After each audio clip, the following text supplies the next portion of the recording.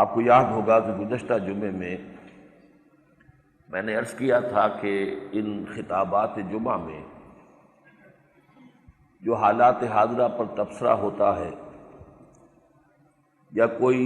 ذمہ داران حکومت کو مشورے دیے جاتے ہیں یا مختلف جماعتوں کی قیادتوں کو جو مشورے دیے جاتے ہیں، تو یہ اصل میں نہ میرا اور نہ تنظیم اسلامی کا کوئی بنیادی مقصد ہے،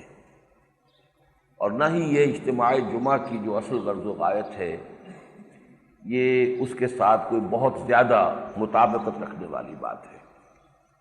یہ اصل میں ایک ضمنی مضمون ہے، جیسا کہ میں نے عرض کیا کہ اس ضمنی مضمون کی پہلی بنیاد کیا ہے کہ حضور نے فرمایا صلی اللہ علیہ وسلم الدین والنصیحہ قیل لمن قال للہ ولکتابہ ولرسولہ ولأئمۃ المسلمین وعامتہ۔ یہ گویا کہ ایک ذمہ داری ہے، مسلمانوں کے عوام سے بھی زیادہ اہمیت ہے ان کے لیڈروں کی، قائدین کی، جن کے ہاتھوں میں زمام کار آ گئی ہو کہ انہیں صحیح مشورے دیے جائیں، کوئی غلط کام کر رہے ہوں تو ٹوکا جائے۔ یہ فرمان نبوی ہے جس کا تقاضا ہم اس میں کچھ پورا کرنے کی کوشش کرتے ہیں،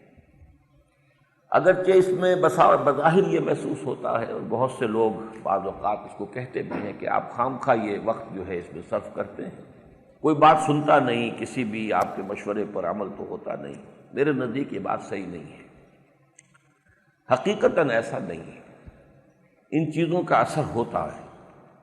وہ اقبال نے جو کہا ہے کہ دل سے جو بات نکلتی ہے اثر رکھتی ہے، پر نہیں طاقت پرواز مگر رکھتی ہے، یا فارسی میں کہا کسی نے کہ از دل خیزت بر دل خیزت۔ بہت سے چینلز جو ہیں وہ غیر مرئی ہوتے ہیں، غیر محسوس ہوتے ہیں، نظر نہیں آتے، بات پھیلتی ہے، بات پہنچتی ہے، اس کے اثرات بھی ہوتے ہیں، فوری طور پر نہ ہو لیکن یہ کہ کہیں نہ کہیں جا کر وہ بات جو ہے جمع ہوتی ہے، جس کے کیومولیٹیو ایفیکٹ کے تحت کوئی نہ کوئی خیر جو ہے اس سے برآمد ہو سکتا ہے۔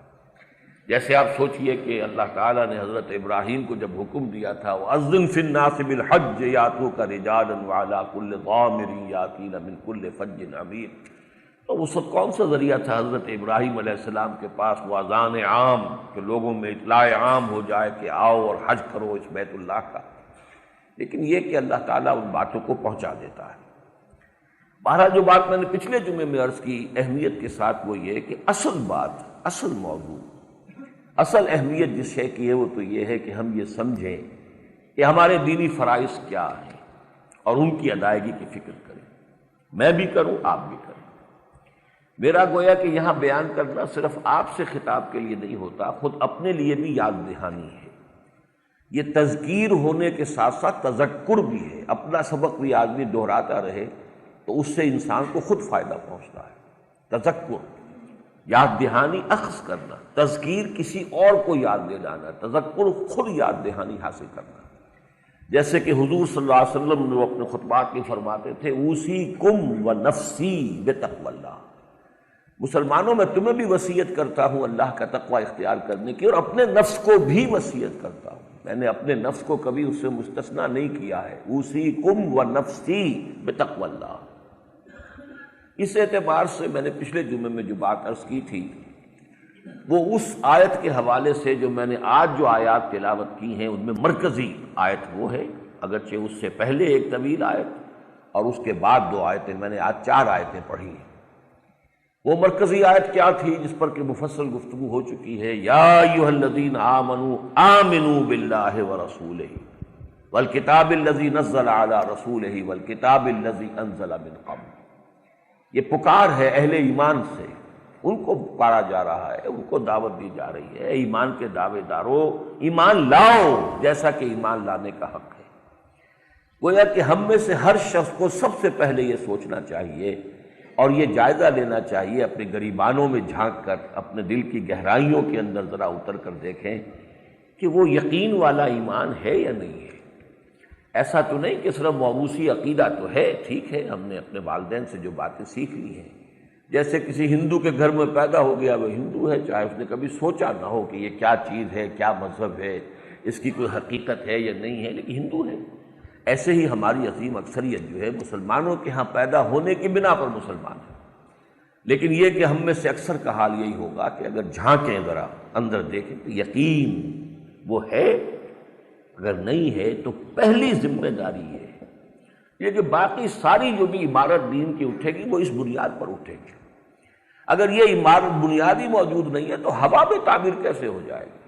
پھر تو یہ سارے واعظ جو ہیں وہ بھی ہوا میں تحلیل ہو جائیں گے، ساری دلیلیں ہوا میں تحلیل ہو جائیں گی، سب کچھ جو ہے بیکار ہوگا، لا حاصل ہوگا، جب تک کہ یہ بنیاد موجود نہ ہو۔ بہرحال میں نے چند باتیں پچھلی مرتبہ عرض کی تھی، اب سب کو نہیں دہرانی ہے۔ یہ ایمان کہاں سے ملتا ہے؟ ایمان عمل سے بھی ملتا ہے، ایمان صاحب ایمان کی قربت اور صحبت سے بھی ملتا ہے، لیکن ایمان حقیقی کا سب سے بڑا سرچشمہ اور منبع جو ہے وہ قرآن حکیم ہے۔ اس کے ذریعے سے یہ جو منور کرنا ہے اپنے سینے کو یقین والے ایمان سے، تو اس کے لیے اصل جو سورس ہے وہ قرآن حکیم ہے۔ پھر میں نے عرض کیا تھا کہ یہ ایمان یقین والا اگر پیدا ہو جائے تو اس کا نتیجہ کیا نکلتا ہے؟ ایک لفظ میں اس کو بیان کیا جائے تو وہ کشاکش، تصادم، جہاد۔ جہاد کے معنی کشاکش کے ہی ہے۔ جوہد، جب جوہد سے ٹکرائے، ایک کوشش آپ کی ہے، ایک کوشش کوئی اور کر رہا ہے، آپ کا مقابلہ ہو رہا ہے۔ اس دنیا میں ہر جگہ آپ کو یہ جہاد نظر آئے گا۔ آپ نے وہ اصطلاح سنی ہوگی، اسٹرگل فار ایگزسٹنس۔ وجود کے لیے حیوانات کے مابین کشاکش جاری رہتی ہے۔ جو بھی ذرائع ہیں بقا کے، جو بھی غذا کے ذخیرے ہیں، ان کے لیے وہ جھپٹتے ہیں اور وہ چاہتے ہیں کہ مجھے حاصل ہو جائے۔ تو یہ جوہد للبقاء اس کو کہیں، اسٹرگل فار ایگزسٹنس کہیں، یہ تو ہے، کائنات کے اندر ہے۔ تمام جو بھی جن میں زندگی موجود ہے ان تمام میں آپ کو یہ جوہد اور جہاد ملے گا۔ لیکن جہاد ایک ہے اپنی بقا کے لیے، حیات کے لیے، ایک جہاد ہے کسی عظیم مقصد کے لیے، کسی اعلیٰ نصب العین کے لیے۔ تو زمین و آسمان کا فرق ہو جائے گا۔ ایک جہاد میں تو سب لگے ہوئے ہیں، لیکن ایک ہوتا ہے وہ جہاد جو انسان شعوری طور پر کسی شے کو اختیار کرتا ہے اور پھر اس کے لیے اس کو غالب کرنے کے لیے کسی نے، فرض کیجئے چاہے وہ مغالطے میں تھا، اسے محسوس ہوا کہ کمیونزم بہترین نظام ہے، عادلانہ نظام ہے، یہی انسانوں کے اندر ان کے مابین جو ظلم ہے، استحصال ہے، اس کو ختم کرنے کا صحیح ذریعہ۔ اب جس شخص نے اس کو قبول کر لیا، وہ کمیونزم کے نظام کو قائم کرنے کے لیے تن من دھن اس نے لگا، یہ جہاد ہے اس کا۔ ایک نظریے کے لیے جہاد ہے، جانیں دی ہیں لوگوں نے، سینکڑوں لوگوں نے جانیں دی ہیں، کتنے لوگ پھانسیوں پر چڑھے تھے، کتنے لوگوں نے زار کی فوجوں کے سامنے کھڑے ہو کر جو ہے فائرنگ سکواڈز کے سامنے اپنے سینے جو ہیں وہ چھلنی کروائے، تب جا کر انقلاب آیا تھا نا۔ یہ دوسری بات ہے کہ مغالطے میں تھے، وہ ان کا نظام جو ہے وہ بھی کوئی ان کے امراض کا وہ مداوا نہیں تھا، علاج نہیں تھا، ثابت ہو گیا کہ نہیں تھا۔ لیکن یہ کہ جس نے یہ سمجھا کہ یہی صحیح ہے، پھر اس نے اس کے لیے اپنی تن من دھن کی جتنی بھی ریسورسز تھی وہ لگا دی، وہ یقیناً بھی یہ ہے جس کا نام جہاد ہے۔ تو اگر ہم نے مان لیا اللہ ہے، آخرت ہے، رسالت ہے، قرآن حق ہے، جیسے کہ ایک دعا میں الفاظ آتے ہیں حضور کے، انت الحق ووعدک الحق وقولک حق ولقاؤک حق والجنت حق والنار حق والساعة حق ومحمد حق والنبیون حق والقرآن حق۔ یہ حضور کی جو تہجد کی دعائیں ہیں ان میں سے ایک دعا یہ بھی ہے۔ اب سوچئے کہ یہ چیزیں سب حق ہیں، ہم نے مان لیا ہے، تو اب جو کشاکش شروع ہوگی، تین اس کے میں نے مرحلے آپ کے سامنے پچھلی مرتبہ بیان کیے۔ پہلا مرحلہ تو خود اپنے اندر شروع ہو جائے، اندر دل میں روشنی آ گئی ہے ایمان کی اور یقین کی، لیکن نیچے نفس کے تقاضے بھی تو ہیں نا، ان النفس لامارۃ بالسوء، دل کے بالکل نیچے بیٹھا ہوا ہے آپ کا بطن، آپ کا شکم، اس کے تقاضے ہیں، وہ چاہتا ہے اسے بھرا جائے۔ اس سے ذرا نیچے اتریے تو آپ کے جنسی تقاضے ہیں، ایک بقائے ذات کے لیے ہے، ایک بقائے نوع کے لیے ہے۔ کھانا اس لیے ہے تاکہ آپ کی زندگی کا تسلسل برقرار رہے، جنسی معاملہ اس لیے تاکہ نسل برقرار رہے۔ اب یہ وطن و فرج کے جو تقاضے ہیں، جن کو نفس امارہ کہا قرآن مجید نے، ان النفس لامارۃ بالسوء، ان کا حملہ ہوتا ہے دل کے اوپر، یہ کشاکش ہے اندر۔ لہذا جہاد سب سے اعلیٰ حضور نے فرمایا، جب پوچھا گیا ای الجہاد افضل یا رسول اللہ، آپ نے فرمایا ان تجاہد نفسک فی طاعت اللہ، اپنے نفس کے خلاف جہاد کرو، اسے اللہ کا مطیع بناؤ۔ یہ سب سے اونچا جہاد ہے، سب سے اعلیٰ جہاد، افضل جہاد۔ اس کے بعد یہ جہاد انسان کے وجود سے باہر نکلتا ہے۔ یہ تو سارا جہاد جو ہے نفس کا، وہ تو اندر ہی اندر ہے، کسی کو نظر تو نہیں آ رہا کہ کیا ہو رہا ہے، میرے اندر کیا کھچڑی پک رہی ہے، میرا دل کیا کہہ رہا ہے، میرا ایمان کیا کہہ رہا ہے، ایمان مجھے روکے ہے تو کھینچے ہے مجھے کفر، کعبہ میرے پیچھے ہے، کلیسا میرے آگے، لیکن کشاکش ساری ہے اندر ہی اندر ہوتی ہے، کسی اور کو نظر تو نہیں آتی۔ لیکن یہ کشاکش باہر نکلتی اس لیے کہ معاشرے میں ہم ہیں، بہت سے بندھنوں میں بندھے ہوئے ہیں۔ اب ایک تقاضا ہے ایمان کا کہ یہ تعلقات اس طریقے سے ہونے چاہیے، کمائی اس طور سے ہونی چاہیے، معاشرت کا یہ نظام ہے جو اللہ نے عطا کیا ہے۔ ایک وہ ہے معاشرے میں جو چیزیں چالو ہیں، چل رہی ہیں، جن کا رواج ہے، تصادم ہوگا، کشمکش ہوگی۔ یہ دوسرا مرحلہ ہے، انسان کی شخصیت سے نکل کر معاشرے کے ساتھ ایک کشاکش ہے، ایک کشمکش ہے، ایک تصادم ہے۔ اور سب سے اونچی منزل پھر ہے جو میں نے لفظ پچھلی مرتبہ واضح کیا تھا، طاغوتی نظام کے خلاف جہاد۔ فَمَن يَكْفُرْ بِالطَّاغُوتِ وَيُؤْمِن بِاللَّهِ فَقَدِ اسْتَمْسَكَ بِالْعُرْوَةِ الْوُثْقَىٰ۔ تو اللہ پر ایمان لانے کے ساتھ ساتھ بلکہ اس سے پہلے طاغوت کا انکار کرنا ضروری ہے۔ اور طاغوت ہر فرد بھی ہو سکتا ہے، جو بھی اللہ کی اطاعت سے سرتابی کرتا ہے وہ طاغوت ہے، چاہے وہ فرد ہے، کوئی ادارہ ہے، کوئی انسٹیٹیوشن ہے۔ اور آج کی سب سے بڑی انسٹیٹیوشن ریاست ہے، جس کے سب سے زیادہ منظم ایک بہت بڑا ادارہ ہے، پورے جو رہنے والے شہری ہیں اس کے دائرے میں ان کی زندگیوں کو کنٹرول کرنے والا ادارہ ریاست ہے۔ وہ ریاست اگر غیر اللہ کی حاکمیت کے اصول پر قائم ہے تو سب سے بڑا طاغوت ہے۔ اس طاغوت کا انکار کرنا، اور پھر اس کا تقاضا کیا ہوگا کہ اس طاغوت کا تختہ الٹا جائے اور اس کی جگہ پر اللہ کی حکومت قائم کی جائے، اللہ کا نظام قائم کیا جائے۔ تو ظاہر بات ہے کہ یہ جہاد جو ہے اب سب سے کٹھن، سب سے مشکل۔ پہلا جہاد تو بہرحال اپنی ذاتی شخصیت کے اندر ہی ہوتا ہے، دوسرا جو ہے بہرحال محسوس تو ہو جائے گا، گھر والوں کا تقاضا کچھ اور ہے، اہل و عیال کی پسند کچھ اور ہے، رشتہ دار کچھ اور چاہتے ہیں، آپ کسی اور طرف چلنا چاہتے ہیں، کشاکش تو ہوگی، وہ محسوس تو ہو جائے گی۔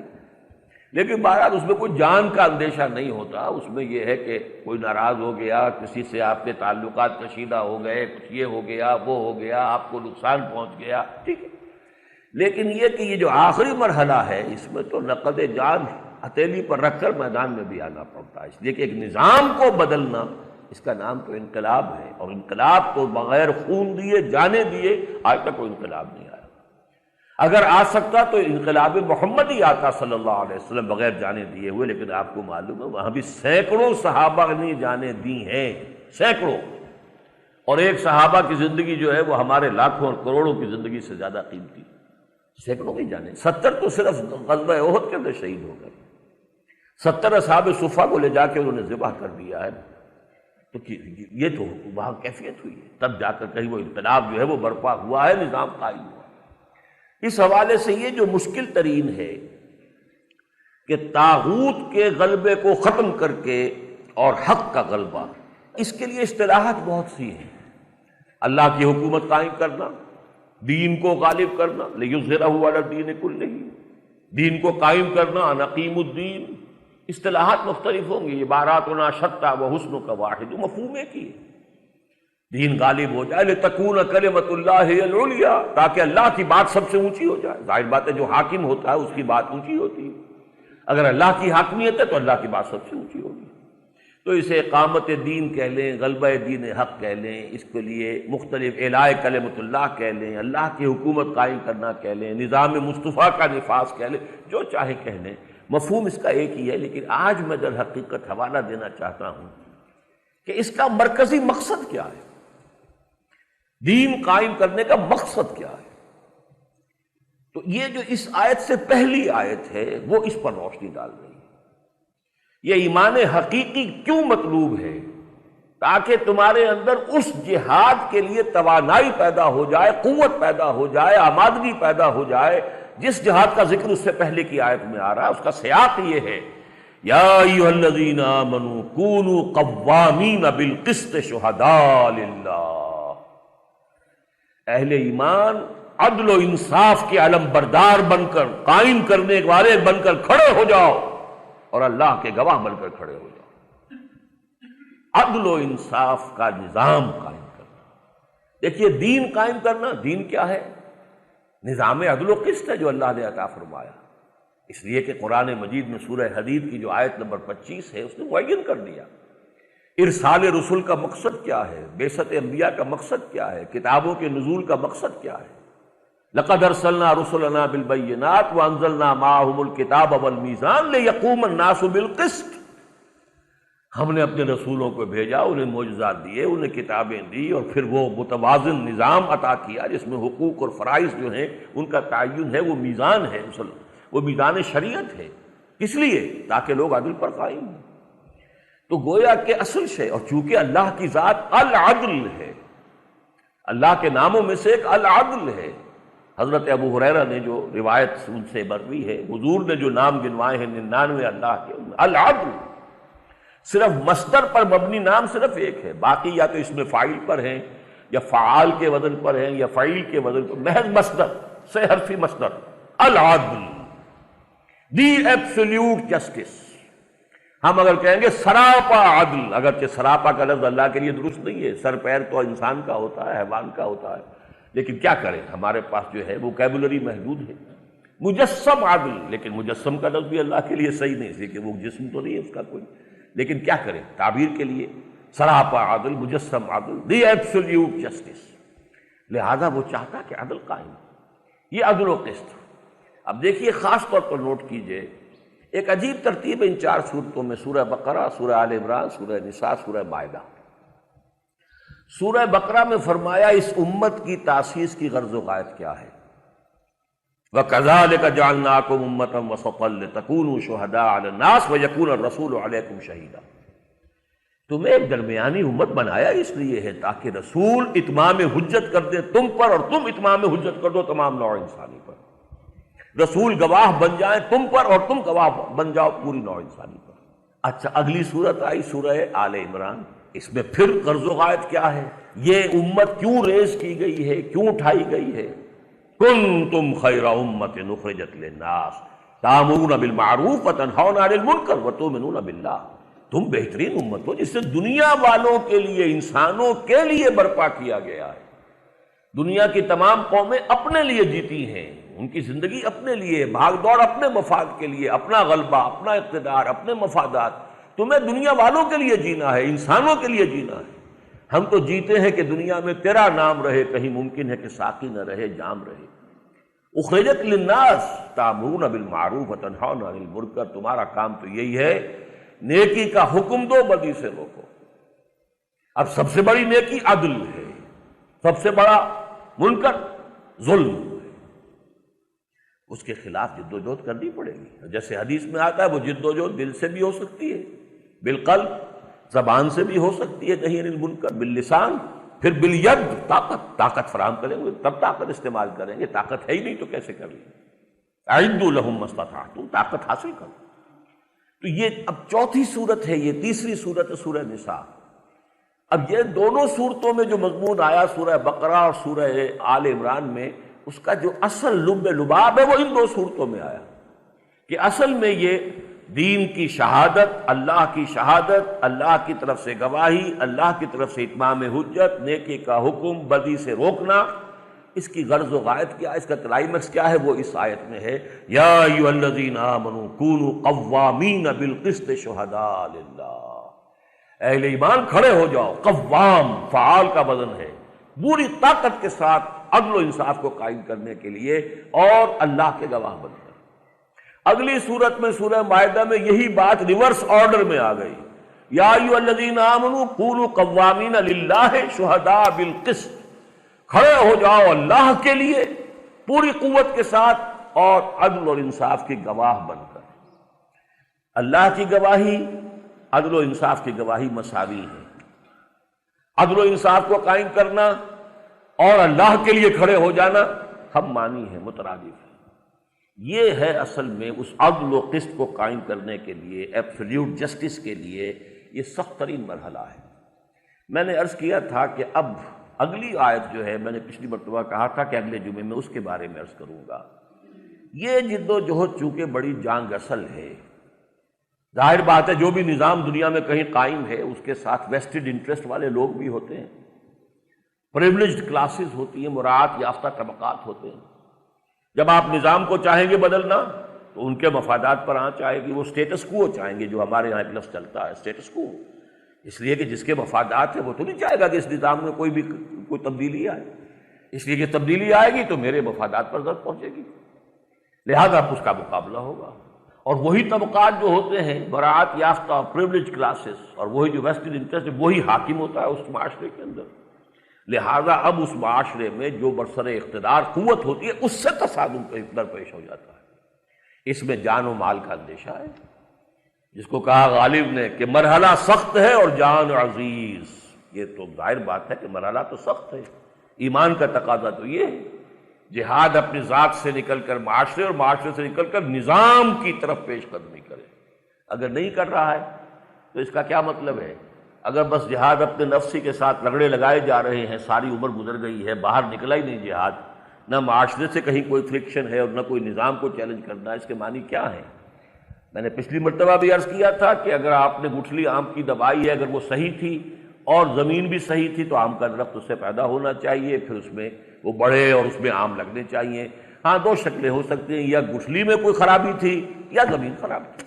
دو شکلیں ہیں۔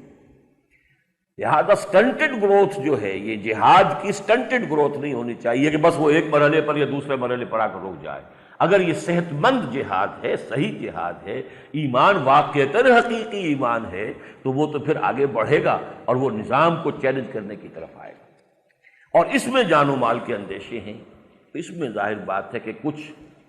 جو ضعیف الارادہ لوگ ہوتے ہیں، ضعیف الارادہ ان لوگوں کو کہتے ہیں کہ جو کسی ایک شخص ہے کہ جو کسی شے کو سمجھ لیتا ہے کہ اس میں خرابی ہے، برائی ہے، مجھے چھوڑ دینا چاہیے، چھوڑ نہیں پاتا، عادت پڑ گئی، اپنی ہی بنائی ہوئی عادت کے پنجرے میں بند ہو گیا۔ ہمارا جب وہ ایف ایس سی ہم پڑھ رہے تھے تو انگریزی کا جو نصاب تھا اس میں ایک نظم تھا دی کیج، اور وہ شاعر نے تصور یہ دیا تھا I built these bars when I was young، میں نے اپنی کچھ عادات جبکہ میں جوان تھا، میرے جسم و جان میں توانائی تھی، میں نے عادتیں پختہ کر لی،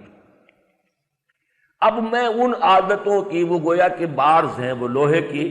سریے ہیں کہ جن کے اندر اس پنجرے کے اندر میں بند ہو گیا ہوں، اب میں پھڑ پھڑاتا بھی ہوں، زور بھی لگاتا ہوں، لیکن نہیں نکل پاتا اس لیے کہ یہ میں نے اپنے گرد جو ہے پنجرا اس وقت بنا لیا تھا جب میں جوان تھا۔ I built these bars when I was young، اب اس کو توڑنا، اس میں سے نکلنا مشکل ہے۔ اسی طرح یہ کہ چاہے معلوم ہو گیا کہ سگریٹ جو ہے برا ہے، غلط ہے، ڈاکٹر بھی روک رہے ہیں، ہر طرف سے اس کو جو ہے وہ فہمائش بھی اور فرمائش بھی اور تہدید بھی اور تشویق بھی، لیکن نہیں چھوڑ پاؤں۔ اسی طرح کے کچھ لوگ حق کو قبول کرنے کے بعد، اس کے بعد اس کے تقاضوں کو پورا کرنے سے جب کتراتے ہیں تو وہ پیچھے ہٹتے ہیں، پسپائی اختیار کرتے ہیں، تو اس کا نام قرآن کی اصطلاح میں نفاق ہے۔ دیکھیے جب ایمان حقیقی والی آیت آئی یا ایھا الذین آمنوا آمنوا باللہ ورسولہ والکتاب الذی نزل علی رسولہ والکتاب الذی انزل من قبل، اس کے بعد پہلا مرتبہ تو بیان کر دیا، ایسے لوگوں کا تذکرہ کر دیا جو خم ٹھونک کر آ گئے کہ ہم نہیں مانتے نہ اللہ کو، نہ رسول کو، نہ آخرت۔ چنانچہ فرمایا وَمَن يَكْفُرْ بِاللَّهِ وَمَلَائِكَتِهِ وَكُتُبِهِ وَرُسُلِهِ وَالْيَوْمِ الْآخِرِ فَقَدْ ضَلَّ ضَلَالًا بَعِيدًا، جس نے تو کھلم کھلا انکار کر دیا اللہ کا اور اس کے فرشتوں کا اور اس کی کتابوں کا اور رسولوں کا اور یوم آخر کا، تو وہ تو گیا، دور گیا، gone down the drain، وہ تو اس بدروں کے اندر جو ہے وہ گیا، بہت دور گیا۔ لیکن یہ کہ اب اس کے بعد ایک اور طبقہ ہے، وہ جس کی طرف میں ذکر کر رہا تھا، کہ جو حق کو قبول تو کر لیتے ہیں لیکن پھر چل نہیں پاتے، چلنا چاہتے بھی ہیں تو نہیں، ایک قدم آگے بڑھاتے ہیں تو دو قدم پیچھے ہو جاتے ہیں۔ یہ کیفیت اگر ہے، اس کو قرآن نفاق سے تعبیر کرتا ہے۔ اگر تفصیل میں جاؤں گا تو یہ ہے کہ اگر تو اس کیفیت میں مبتلا انسان اپنی کمزوری کو تسلیم کرتا رہے، اعتراف کرتا رہے اپنی کوتاہیوں کا، اور اس پر معذرت کرتا رہے، جو بھی نظم جماعت ہے، جو بھی معاشرہ ہے، اس کے جو بھی ذمہ دار لوگ ہیں، تو اس کو ہم ضعف ایمان کہیں گے، صرف اسے ہم نفاق نہیں کہیں گے۔ لیکن جب مرحلہ آ جائے کہ جھوٹے بہانے بنائے جائیں، جھوٹ بولا جائے، اپنی اس پسپائی کو اور اپنی اس کم ہمتی کو ریشنلائز کرنے کے لیے، اس کی جسٹیفیکیشن کے لیے، اس کا جواز فراہم کرنے کے لیے جھوٹے بہانے، اس سے اگلی سٹیج ہے جھوٹی قسمیں کھانی شروع کر دی۔ یہ جھوٹ اور جھوٹی قسم یہ اس نفاق کی یوں سمجھیے کہ بہت پختہ علامات ہیں۔ یہی وجہ قرآن مجید میں جہاں نفاق کا ذکر آیا ہے تو آپ نے دیکھا ہوگا کہ وہاں قسم اور ان کی قسموں کا ذکر آپ کو ضرور ملے گا۔ جیسے سورہ منافقون میں فرمایا اذا جاءک المنافقون قالوا نشهد انک لرسول اللہ واللہ یعلم انک لرسولہ واللہ یشہد ان المنافقین لکاذبون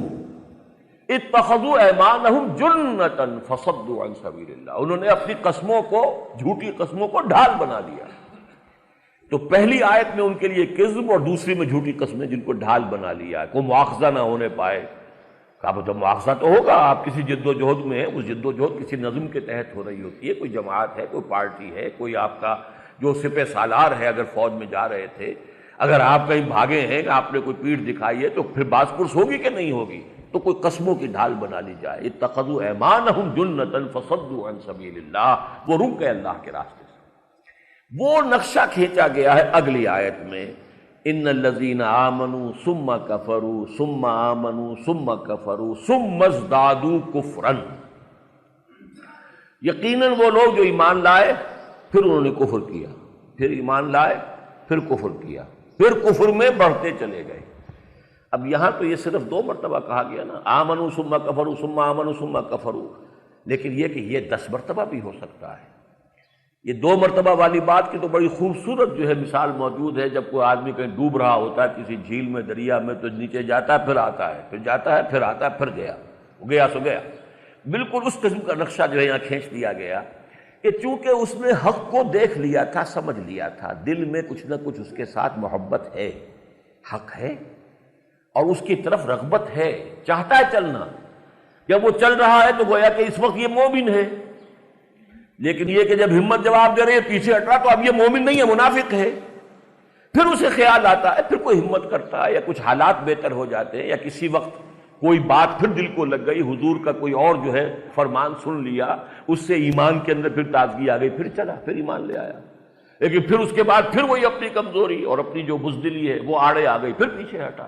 تو یہ جو آسیلیشنز ہیں، یہ جو دائیں بائیں میں چکر لگاتے رہنا ہے، یہ در حقیقت ہو سکتا ہے کسی کا تھوڑے عرصے رہے، کسی کا زیادہ عرصے تک چلتا رہے، لیکن یہ کہ بالآخر ثم ازدادوا کفرا، پھر وہ کفر میں بڑھتے چلے گئے۔ پھر وہ یہ کہ آدمی، اس کی آخری حد یہ ہوتی ہے کہ پھر جو صادق الایمان لوگ ہوتے ہیں، جن کی حالت یہ ہوتی ہے کہ واپس نہیں پھیرا کوئی فرمان جنوں کا اور تنہا نہیں لوٹی کبھی آواز جرس کی، گھنٹی کی آواز آئی اور ساتھ ہی ہم گئے ہیں، جیسی پکار آ گئی ہے فوراً لبیک کہا۔ ایسے بھی لوگ ہوتے ہیں صادق الایمان، ان کے لیے تو کوئی شے ہے ہی نہیں، رکاوٹ ہے ہی نہیں، خیریت جاں راحت تن صحت داماں سب بھول گئی مصلحتیں اہل ہوس کی۔ یہ تو اہل ہوس کی مصلحتیں ہوتی ہیں، اہل حق کی نہیں ہوتی، اہل حق ان کے اوپر توجہ نہیں کرتے۔ اس حوالے سے اب یہ جو آیت ہے یہ در حقیقت نقشہ کھینچ رہی ہے۔ تو ان 3 آیتوں کا اب ربط سمجھ لیجیے۔ ایمان حقیقی کا نتیجہ جہاد، اور جہاد کی سب سے اونچی منزل ظلم کا خاتمہ اور عدل و قسط کے قیام کے لیے کمر بستہ ہو جائے، اور اس سے گریز، اس سے پسپائی، اس سے پیچھے ہٹنا وہ کسی سبب سے بھی ہو، یہ نفاق ہے۔ اور نفاق جو ہے پھر اس کا آخری انجام کیا آ رہا ہے؟ ثم ازدادوا کفرا لم یکن اللہ لیغفر لہم، اللہ ان کو ہرگز معاف فرمانے والا نہیں ہے، ولا لیہدیہم سبیلا، اور نہ ہی اب انہیں کسی صحیح راستے کی طرف ہدایت اللہ دے گا۔ اور اس کے بعد بڑے سخت الفاظ آئے ہیں، ان میں طنز بھی ہے۔ وَبَشِّرِ الْمُنَافِقِينَ، اے نبی ایسے منافقوں کو تو آپ بشارت دے دیجئے۔ بشارت کس بات کی؟ بِأَنَّ لَهُمْ عَذَابًا أَلِيمًا، کہ ان کے لیے تو دردناک عذاب ہے۔ یہ ہے انجام۔ تو ان 4 آیات کے حوالے سے ذرا سمجھیے اچھی طریقے سے۔ اور چونکہ یہ جو جہاد ہے نظام کے خلاف، اب اس کی ایک شرط لازم ہے، جب تک ایک جماعت نہ ہو یہ نظام کے خلاف جہاد ممکن نہیں ہے۔ اپنے نفس کے خلاف جہاد تو آپ نے اندر ہی اندر کرنا ہے، اس کے لیے کوئی جماعت جو ہے وہ ضروری نہیں ہے۔ ہاں جماعت میں اگر آپ ہوں کہ آپ دیکھ رہے ہو میرے اس بھائی نے بھی فلاں منزل طے کر لی، یہ بھی رشوتیں لیتا تھا اور اس کے ہاں بھی صبح پراٹھے پکتے تھے، اب اس نے چھوڑ دی ہے، اب اس کے ہاں جو ہے روکھی سوکھی ہے، اس نے یہ اگر مرحلہ طے کر لیا تو میں بھی کر سکتا ہوں۔ آپ کو کونوا مع الصادقین، ایسے لوگوں کی صحبت کے اندر اگر ہوں گے تو سہولت ہو جائے گی اپنے نفس کے خلاف جہاد میں، آپ کو تقویت حاصل ہوگی، آپ کا ایمان تقویت پائے گا، اس لیے کہ یقین والوں کی صحبت سے آپ کا اپنا ایمان بڑھے گا۔ اس وقت میرے اس بھائی کے گھر میں بھی پردہ نہیں تھا، شرعی پردہ نہیں تھا، جو بھی آج کی معاشرت ہے وہی تھی، آخر اس نے بھی تو یہ مرحلہ طے کر لیا، اب شرعی پردہ نافذ کر دیا، ٹھیک ہے ناراض ہو گئے، کوئی ناراض ہو گئے، کوئی برادری والوں نے فرض کیجئے مقاطعہ کر دیا، یہ برادریاں بھی یہیں رہ جائیں گی اور یہ سارے معاملات تو اسی دنیا میں رہ جانے ہیں، اصل زندگی تو آخرت کی زندگی ہے۔ لیکن یہ کہ اس نے کر لی ہے محنت تو میں بھی تو کر سکتا ہوں، پھر مجھے بھی کرنی چاہیے۔ فلاں میرے بھائی نے بینک کی ملازمت چھوڑ دی، وہاں 15,000 روپے مل رہے تھے، اب وہ 5,000 روپے کی تنخواہ پر کسی جگہ کام کر رہا ہے، آخر اس نے ایک حرام شے کو چھوڑا ہے، تو میں بھی ہمت کروں۔ تو اس سے یہ کہ اس جہاد، نفس کے خلاف جہاد میں تقویت ملتی ہے۔ لیکن بہرحال اس میں فیصلہ کن بات تو آپ کی اپنی قوت ارادی ہے، آپ خود ہی اپنے نفس کے خلاف جنگ کر سکتے ہیں، میں آپ کے نفس کے خلاف نہیں کر سکتا، آپ میرے نفس کے خلاف نہیں کر سکتے۔ معاشرے کے اندر بھی اسی طریقے سے ہے کہ اگر آپ ایک کسی حلقے میں ہیں تو اس میں آپ کو سہولت حاصل ہو جاتی ہے، خربوزے کو دیکھ کر خربوزہ رنگ پکڑتا ہے۔ لیکن جہاں تک اس آخری مرحلے کا تعلق ہے، نظام کو بدلنا، طاغوتی نظام کو چیلنج کرنا، وہ ظاہر بات ہے کہ نہایت منظم جماعت کے بغیر ممکن نہیں۔ یہ ہے وہ چیز کہ جس کی طرف ہم نے پچھلے جمعے میں میں نے عرض کیا تھا کہ دعوت اور اقامت کے مابین ایک مرحلہ جماعت، ابتداءً دعوت دی جائے گی، لوگوں کو اس بات کی طرف بلایا جائے گا، آمنوا باللہ ورسولہ والکتاب الذی نزل علی رسولہ والکتاب الذی انزل من قبل، پھر جو آ جائیں گے انہیں منظم کیا جائے گا۔ یہ منظم جماعت ہوگی کہ جو پھر باطل کو چیلنج کر سکے گی۔ اگر منظم نہیں ہے، اگر ایسے لوگ ہیں ہی نہیں، تعداد ہی بہت کم ہے، شاذ ہیں، تو ظاہر بات ہے کہ چیلنج کرنے کا مرحلہ کبھی آ ہی نہیں سکتا۔ حضرت نوح علیہ السلام کی زندگی میں 950 برس کی دعوت کے نتیجے میں بھی وہ مرحلہ نہیں آیا، قوم اتنی مر چکی تھی، ختم ہو چکی تھی، اس کے اندر اخلاقی اور روحانی اعتبار سے اتنی گراوٹ آ چکی تھی کہ اس قوم نے 950 برس، اور زیادہ سے زیادہ تعداد جو بتائی جاتی ہے وہ 70-75 آدمیوں کی ہے، حالانکہ میرے نزدیک یہ تعداد بھی صحیح نہیں ہے، ان کے تینوں بیٹوں کے سوا اور ان کے گھر والوں کے سوا شاید کوئی اور 1-2 کمی کاری ان کے ساتھ جو ہوں خادمین، اور کوئی ایمان نہیں لایا۔ وما آمن معه الا قلیل، اسی لیے نسل آگے جو چلی ہے وہ صرف 3 بیٹوں سے چلی ہے، حضرت حام اور سام اور یافس۔ اس حوالے سے نوٹ کیجئے 950 برس اور 70-75 آدمی بھی آئے ہوں تو اس کا کیا مطلب ہوا کہ شاید 15 برس میں 1 آدمی آیا، ایوریج نکالیے۔ اس حوالے سے اگلا مرحلہ آئے گا ہی نہیں۔ لیکن یہ کہ اگر ریسپانس ملی، لوگ آگے بڑھے، انہوں نے دعوت کو قبول کیا، اب اگر یہ منتشر رہے، یہ ہجوم مومنی اگر ہے تو پھر اس سے کوئی کام نہیں ہو سکتا، اس کو ایک جماعت بننا ہے، حزب اللہ۔ یہی وجہ ہے کہ سورہ مائدہ میں لفظ حزب اللہ آ گیا، سورہ بقرہ اور سورہ آل عمران میں امت کا لفظ آیا ہے، کذالک جعلناکم امۃ وسطا لتکونوا شہداء علی الناس ویکون الرسول علیکم شہیدا۔ آل عمران میں پھر امت کا لفظ جو ہے آیا ہے، کنتم خیر امۃ اخرجت للناس، لیکن سورہ مائدہ میں آ کر یہ لفظ آ گیا حزب اللہ، اولئک حزب اللہ فإن حزب اللہ هم الغالبون، اور یہ سورہ مجادلہ میں پھر دوبارہ آیا اولئک حزب اللہ الا ان حزب اللہ هم المفلحون۔ تو حزب اللہ، یہ 2 ہی جگہ پر یہ لفظ آ گیا، جس طرح 2 جگہ امت کا لفظ آیا، 2 جگہ پر حزب کا لفظ آ گیا، حزب اللہ۔ یہ حزب اللہ ہے جس کے لیے وہ حدیث جو ہے بارہا آپ کو سنائی گئی، حضرت حارث اشعری فرماتے ہیں کہ حضور نے ارشاد فرمایا صلی اللہ علیہ وسلم، انی آمرکم بخمس، مسلمانوں میں تمہیں 5 باتوں کا حکم دے کر جا رہا ہوں، اللہ امرنی بہن، اور اللہ نے مجھے ان کا حکم دیا ہے، یہ نہ سمجھنا میں اپنی طرف سے کہہ رہا ہوں، حالانکہ حضور کا تو خود فرمانا بھی ہمارے لیے واجب الاذعان اور واجب الاطاعت ہے، وہ تو جو کچھ کہتے ہیں مستند ہے ان کا فرمایا ہوا، لیکن یہ ہے کہ آپ نے زور دینے کے لیے تاکید کے طور پر کہا دیکھو یہ میں اللہ کا حکم پہنچا رہا ہوں، انی آمرکم بخمس اللہ امرنی بہن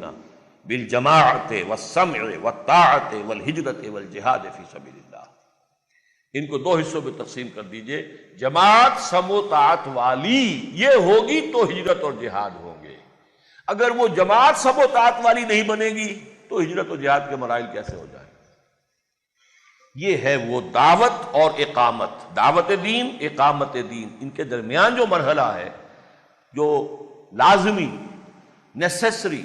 انیویٹیبل لنک ہے ان دونوں کے درمیان، وہ ہے جماعت۔ انی آمرکم بخمس اللہ امرنی بہن بالجماعت والسمع والطاعت والہجرت والجہاد فی سبیل اللہ، رواہ الامام احمد والامام الترمذی رحمہم اللہ۔ دونوں نے، مسند احمد میں بھی ہے، جامع ترمذی میں بھی ہے، ان دونوں کے حوالے سے مشکات شریف میں یہ روایت موجود ہے۔ اور جیسے کہ یہ سم و طاعت والا لفظ جو ہے یہ پھر اس حدیث میں آیا ہے کہ جس میں حضور نے خود پھر جب وہ مرحلہ حزب اللہ کا آیا ہے تو جو بیعت لی ہے، پہلا مرحلہ تھا حضور پر ایمان لے آنا، بس ایمان لے آئے تو مومن ہو گئے، مسلم ہو گئے، یہ پہلا مرحلہ تھا۔ اس وقت بھی اطاعت تو فرض تھی، جو رسول کہیں گے وہ ماننا ہوگا، ہر مومن کے لیے واجب الاطاعت ہے، وما ارسلنا من رسول الا لیطاع باذن اللہ۔ لیکن جب مرحلہ آیا کہ اب اسے حزب بنانا ہے، پارٹی بنانا ہے اللہ کی، تو آپ نے بیعت لی اثر نو۔ حضرت عبادہ ابن صامت جو فرماتے ہیں رضی اللہ تعالی عنہ، بایعنا رسول اللہ صلی اللہ علیہ وسلم علی السمع والطاعت فی العسر والیسر والمنشط والمکرہ وعلی اثرۃ علینا وعلی لا ننازل امر اہلہ وعلی ان نقول بالحق اینما کنا لا نخاف فی اللہ لومۃ لائم، متفق علیہ۔ بخاری اور مسلم دونوں میں یہ روایت موجود ہے حضرت عبادہ ابن صامت سے۔ وہ فرماتے ہیں کہ ہم نے بیعت کی تھی اللہ کے رسول سے، کس بات کی؟ علی السمع والطاعت، سمع و طاعت، کہ آپ کا ہر حکم سنیں گے اور مانیں گے، اطاعت کریں گے، فی العسر، تنگی میں بھی، والیسر، اور آسانی میں بھی، والمنشط، اس میں بھی کہ ہماری طبیعتیں آمادہ ہوں، انشراح حاصل ہو ہمیں، والمکرہ، اور اس پر بھی کہ چاہے ہمیں اپنی طبیعتوں پر جبر کرنا پڑے، طبیعت آمادہ نہیں ہے۔ ایک وقت ہے آپ پر کہ آپ کی طبیعت جولانی پر ہے، آپ چاہتے ہیں خوب نماز پڑھیں، لمبے لمبے سجدے کریں۔ ایک وقت میں کوئی طبیعت میں کسل ہے، طبیعت میں آمادگی نہیں ہے، لیکن فرض نماز تو اس وقت بھی پڑھنی پڑے گی، نفلوں سے روک دیا گیا۔ اگر طبیعت میں آمادگی نہیں ہے، انشرالی، نفل مت پڑھو، لیکن یہ کہ فرض نماز تو ہر وقت پڑھنی ہے، یہ ہے مکرہ۔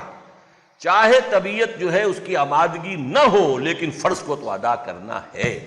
اسی لیے اطاعت رسول صلی اللہ علیہ وسلم کے لیے اور جماعت کے اس نظم کی اطاعت کے لیے فی المنشط والمکرہ، چاہے ہمیں انشراح حاصل ہو، ہماری اپنی طبیعتوں میں آمادگی ہو، اور خواہ ہمیں اپنی طبیعتوں پر جبر کرنا پڑے، ان میں آمادگی نہ ہو، وعلی اثرۃ علینا، اور چاہے ہم پر دوسروں کو ترجیح دے دی جائے۔ ہم یہ نہیں کہیں گے کہ حضور دیکھیے ہم آپ کے پرانے خادم ہیں، اتنے سال سے میں آپ کے ساتھ ہوں، اور آپ نے مجھ پر امیر بنا دیا فلاں شخص کو، نووارد کو، نوجوان کو، یہ اسامہ ابن زید رضی اللہ تعالیٰ عنہ، یہ کل کا چھوکرا، ہماری نگاہوں کے سامنے اس کی پیدائش ہوئی ہے، اور آج آپ اس کو ہم پر، اور ان میں کبار صحابہ وہ اس لشکر میں شامل ہیں، اور اسامہ ابن زید رضی اللہ تعالیٰ عنہ ان کو بنایا جا رہا، لیکن نہیں، جو آپ کا حکم ہوگا، جو آپ کا فیصلہ ہوگا، علی اثرۃ علینا، چاہے ہم پر دوسروں کو ترجیح دی جائے، وَعَلَىٰ لَا نُنَازِلْ أَمْرَ أَهْلَهُ، جنہیں آپ بنا دیں گے امیر، ذمہ دار بنا دیں گے، ان سے جھگڑیں گے نہیں، ان کی بات بھی سنیں گے، مانیں گے، اطاعت کریں گے، تعاون کریں گے۔ وہ جو ابھی میں نے شروع میں کہا تھا، نصح و خیر خواہی لأئمة المسلمین وعامتہم، تو جماعت کے اندر بھی جو ائمہ ہیں، جو امراء ہیں، ان کی بات ماننی ہوگی۔ اور پھر یہ کہ آخری درجے میں یہ ہے کہ وَعَلَىٰ أَن نَّقُولَ بِالْحَقِّ أَيْنَمَا كُنَّا لَا نَخَافُ فِي اللَّهِ لَوْمَةَ لَائِمٍ، البتہ جو ہماری رائے ہوگی، جسے ہم صحیح سمجھیں گے، وہ کہیں گے ضرور، چاہے کسی کو اچھی لگے، کسی کو بری لگے، اس وجہ سے کہ کوئی ملامت کرے گا یہ تم کیا کہہ رہے ہو، اپنی زبان کو تالا نہیں لگائیں گے، ہم بند نہیں کریں گے زبانیں، اپنی بات کہیں گے، لیکن مطلب کیا، بات کہہ کے پھر جو فیصلہ ہوگا اسے قبول کریں گے۔ یہ ہے وہ جماعت کا نظم کہ جس کے بغیر یہ جہاد نہیں ہو سکتا۔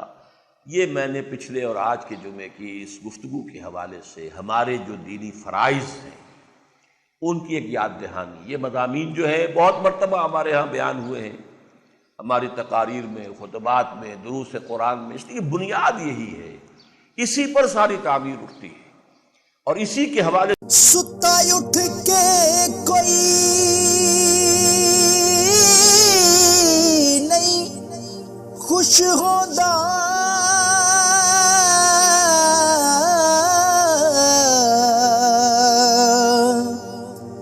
بڑے ستے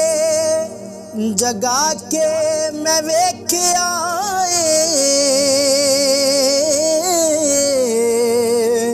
اوے کتے جیا نہیں کوئی وفادار ڈٹھا